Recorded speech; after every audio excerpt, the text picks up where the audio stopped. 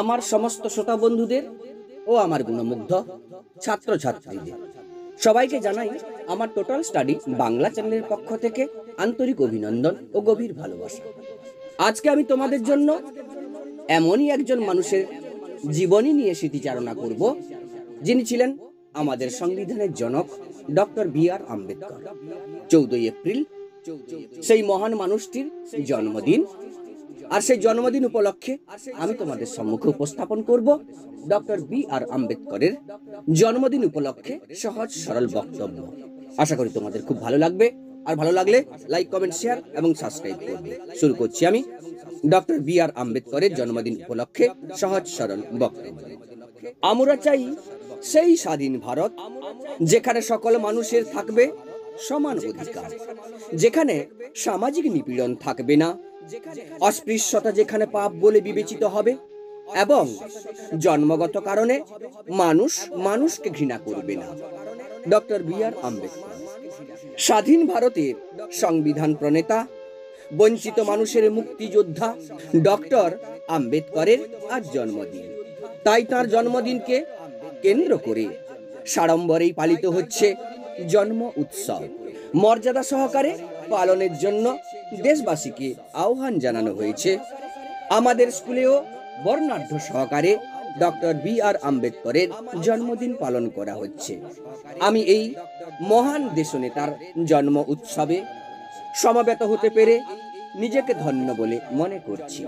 গর্ব অনুভব করছি এই মহান নেতার সম্পর্কিত কিছু স্মৃতিচারণা করতে পেরে।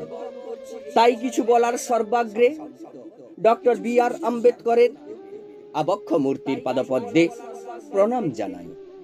সমবেত সমস্ত শিক্ষক শিক্ষিকা তথা ছাত্রছাত্রীদের জানাই আজকের দিনের শুভেচ্ছা ও গভীর ভালোবাসা। আজ থেকে প্রায় 100 বছর পূর্বে ভারতবর্ষে যখন তথাকথিত উচ্চ সম্প্রদায় বর্ণ হিন্দুদের জাতিভেদ প্রথা ও অস্পৃশ্যতার কঠিন শাসনের বেত্রাঘাতে নিম্ন সম্প্রদায়ের মানুষেরা জর্জরিত, সমাজ থেকে নির্বাসিত, শিক্ষা দীক্ষা ও সর্বপ্রকার সামাজিক ও রাজনৈতিক অধিকার থেকে বঞ্চিত, শোষিত ও নির্যাতিত হয়ে শোচনীয় দুর্দশার জীবন যাপন করছে, তখন সেই দলিত মানবতার মুক্তি ও স্বাধিকার প্রতিষ্ঠার মহান সংকল্প নিয়ে অচ্যুত ছোট জাতের মাহার সম্প্রদায়ের ঘরে জন্ম নেন ডক্টর আম্বেদকর। সমাজের নিম্ন শ্রেণীর মানুষের মুক্তি সাধনে তিনি ভারত ইতিহাসে আধুনিক কালের একজন বরেণ্য ব্যক্তিত্ব। 1891 সালের 14 এপ্রিল মধ্যপ্রদেশের মাও শহরের সেনানিবাসে আম্বেদকরের জন্ম হয়। পিতা সুবেদার রামজি মধ্যপ্রদেশের সেনা বিভাগে চাকরি করতেন। আদি নিবাস বোম্বাইয়ের রত্নগিরি জেলার আম্বাবাদ গ্রামে। মাতার নাম ভীমবাই। আম্বেদকরের ছোটবেলার নাম ছিল ভীম। ডক্টর আম্বেদকরের জীবনের ইতিহাস হলো সারা জীবন ব্যাপী সংগ্রামের ইতিহাস, অনুন্নত শ্রেণীদের অধিকার প্রতিষ্ঠা ও সামাজিক সাম্য প্রতিষ্ঠার ইতিহাস। স্বাধীন ভারতে তিনি সংবিধান খসড়া কমিটির চেয়ারম্যান নিযুক্ত হন। তার সুগভীর চিন্তা ও সতর্ক তত্ত্বাবধানে সংবিধান রচিত হয়।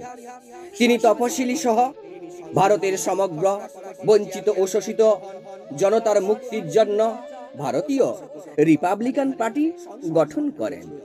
আজ তাঁর জন্মদিন উদযাপনের অর্থ ছিল এক মহান বিপ্লবীর প্রতি আমাদের শ্রদ্ধা নিবেদন। তিনি ধর্মের গোঁড়ামি ও উচ্চ নিচ ভেদাভেদের ভণ্ডামির বিরুদ্ধে চিরকাল সংগ্রাম করে গেছেন। তিনি ভারত আত্মার জীবন্ত প্রতীক। তিনি যুক্তিবাদী ও কর্তব্যে অবিচল এক সৈনিক। তিনি বঞ্চিত, লাঞ্ছিত, ঘৃণিত, অপমানিত ব্রাত্যজনকে মনুষ্যত্বের মহিমায় উদ্দীপ্ত করার জন্য রুদ্রবীণার রৌদ্রবাদনে অস্পৃশ্যদের উদ্দীপ্ত করে তোলেন। আসমুদ্র হিমাচল ব্যাপী অস্পৃশ্য জাতির বিপুল জাগরণে তিনি এক সাম্যের ভারত গড়ে তোলার স্বপ্ন দেখেন। ব্রাত্যজনের কণ্ঠস্বরে ভারতের আকাশ বাতাস পরিপূর্ণ করে তুলেন তিনি। ধর্মান্ধতা, কুসংস্কার, অবিচার ও অত্যাচারকে সমাজ থেকে নিশ্চিহ্ন করে ভারতবর্ষে প্রকৃতপক্ষে মহাজাতি গঠনের তিনি অন্যতম পথপ্রদর্শক। তিনি অন্ধকারের হৃদয় ফাটা আলোকে জ্বলজ্বল। দেশ স্বাধীন হয়েছে দীর্ঘকাল, কিন্তু তার জন্মদিনে আমরা উদার হতে পারিনি। এখনো সমাজে অনেক পাপ জমে আছে। একদিকে রয়েছে অসাম্য, বৈষম্য, অত্যাচার, দারিদ্র, নিপীড়ন, অন্যদিকে বিভেদকামী শক্তি ভারতের সংহতিকে বিপন্ন করে তুলেছে। দেশের এমন দুর্দিনে সত্যনিষ্ঠ মহারথী ডক্টর আম্বেদকরের চিন্তা ভাবনায় ভবিষ্যৎ প্রজন্মকে উদ্দীপ্ত করে তুলতে হবে। তার জন্মদিনে নেওয়া শপথ যেন আমরা স্মরণে রাখতে পারি।